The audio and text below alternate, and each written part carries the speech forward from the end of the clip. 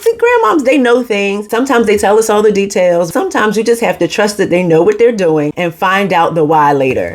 I have been so blessed to be able to have both of my grandmothers around for all 47 years of my life, and both of my grandmothers had more than 90 years on the planet. My maternal grandmother just passed away earlier this year at the age of 92. My father's mother, she is still with us. But because of all of the years, I've had the opportunity to learn so many things from them both that have influenced me in the way that I make money, the way that I spend money, and the way that I invest money. And some of these things are things that you hear often, but some of them are ways of being frugal that you don't always hear. And one of them is to invest in real estate. And honestly, that one comes from both my grandmother and my grandfather, my mother's parents. My grandfather owned properties. He had an apartment building in addition to his own house. And my grandmother just continued that. And I think that over the course of my life, she owned at least 4 properties simultaneously. And the Bible talks about having an inheritance to leave to your children's children. And both of my grandmothers have properties that they were able to pass on to their children and then their grandchildren. Now, real estate is one of those things. There's some debate about whether it's a good investment, but it really is one of those investments that if you choose well to begin with, and it actually makes sense for your lifestyle, it has the potential to grow your money significantly over time. So you could have purchased a house at $35,000 in 1975 that will be worth well over $200,000 right now. And that's in my area. And that's the thing about frugal living.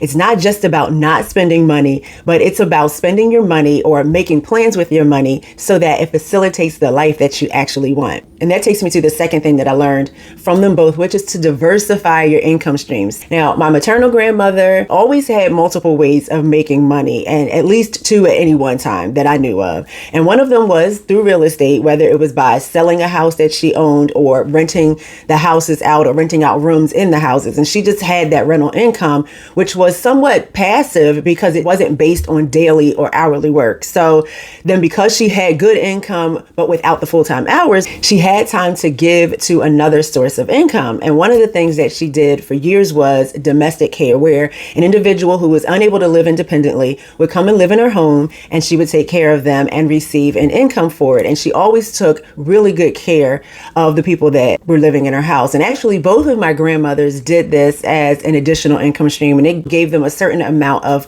flexibility in their life to be able to serve in the church, to travel, and just enjoy themselves. Another thing that I learned, and this was particularly from my father's mother, was to hang dry your clothes. Now, I lived with my grandmother for 8 years during and after college, and she never owned a clothes dryer. I don't know if she had one and it broke and she just never got it fixed, or if she just never had one. She had that old school vinyl cord that we used to use as jump ropes stapled to the ceiling beams in the basement, just from one side of the ceiling to the other, probably about 6 rows deep. And so when the clothes came out of the washer, I had to hang them up on the lines with clothespins. And I know she saved a whole lot of money on electricity, but also our clothes never shrank. There was so much less wear and tear and tugging on our clothes. And I recently read a short post about how using a dryer on 150-degree heat makes your clothes 2 times easier to tear because it weakens the fibers.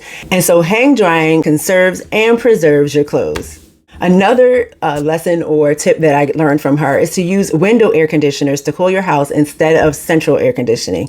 Now, my grandmother never had a central AC unit anyway. Her house was built like in 1925. And so she just never had one installed. But she also wasn't really concerned with making the whole house cold in the summertime. It's definitely better to do a window air conditioner, especially if you're only using 1 to 2 rooms most of the time, because a window unit uses on average about 500 to 1400 watts versus 3500 watts from a central air conditioning system. She only had the air conditioner in her bedroom, which was in the front room on the 2nd floor, but she would just run her AC and then keep all of the other bedroom doors open just to kind of take the edge off the heat in the other rooms and make it more bearable. And then in my room, I would just use the fan if needed. And thankfully, the first floor tended to be a little cooler, and so we didn't need to do too much more than have an oscillating fan down there. But she definitely saved a lot of money by only cooling the areas of her house as necessary instead of cooling the entire house, especially when there was no one in the other rooms most of the time. Now, another one that I learned from my grandmother was to keep the heating temperature low in the winter. Now, I know this is one that we've all heard of multiple times, but I grew up in a house where my parents kept the heat at like 78 to 80 degrees. And then I moved in with my grandmother and she has it down to 65 degrees, which was tremendous a tremendous change for me. But her house also ran on oil, which was more expensive. Like a big barrel truck would pull into her street, run a hose through the basement window, connect it to her oil container, and pump oil in. And like I said, it was expensive. So one of the things she would do is kind of reduce the thermostat temperature whenever she was going to use her oven. Since the oven was already putting out extra heat into her house, she wanted to make sure that the heater wouldn't be running at the same time unnecessarily, just to conserve that oil. It was cold in there a lot of times, but I did learn to survive it. And we would crochet blankets, put on some cozy socks and warm sweaters, and go on about our business.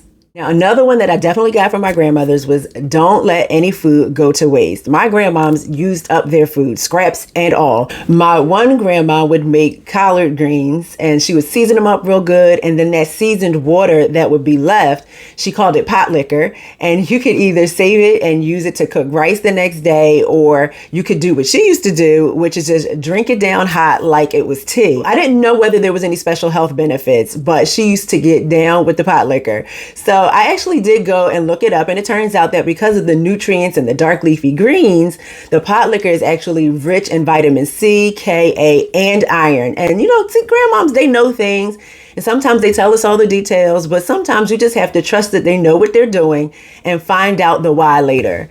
Now, when I was little and me and my brother would go to my other grandmother's house, she would do something that I know I will never do in my life. But if my brother and I on a Saturday morning, if he got downstairs first to have his cereal, you know how when you have cereal, there's milk left in the bowl after the cereal is gone. Well, she would try to make me use his leftover milk from his bowl, and in the world of joy, that's an absolute no-no. So on those days, I would just opt out of breakfast. But I'm saying they weren't letting any food go to waste. This next one has definitely had an impact on the way I think about my house, and that is to keep your house up to date. Now, if you own your own house, you want to protect your investment as much as possible. And sometimes in this quest to spend less money, we forget that there are things you really should be spending good money on. And both of my grandmothers kept their houses up really well. Both had their kitchens, their bathrooms, and their living rooms updated throughout the years more than once, and had the outsides of the houses painted, got new windows, and those types of improvements not only maximize the value of your house when it comes to selling it, but also it helps to save money on heating and cooling your home. Another lesson that I learned from them is to create savings plans for trips and for traveling. And my grandmothers did not just sit at home.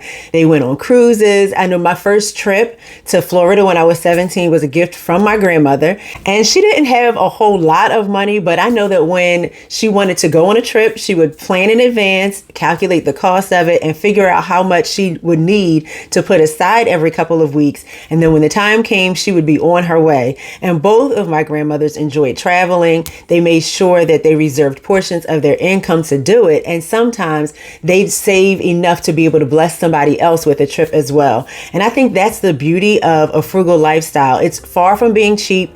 It's not actually about not spending money. It's about purposefully allocating the money you do have and the money you make, however much it may be, to the things and the causes and the people that matter to you the most. And if you'd like some specific tips on how to keep your frugal life enjoyable, check out this video right here, and I will see you guys next time. Bye.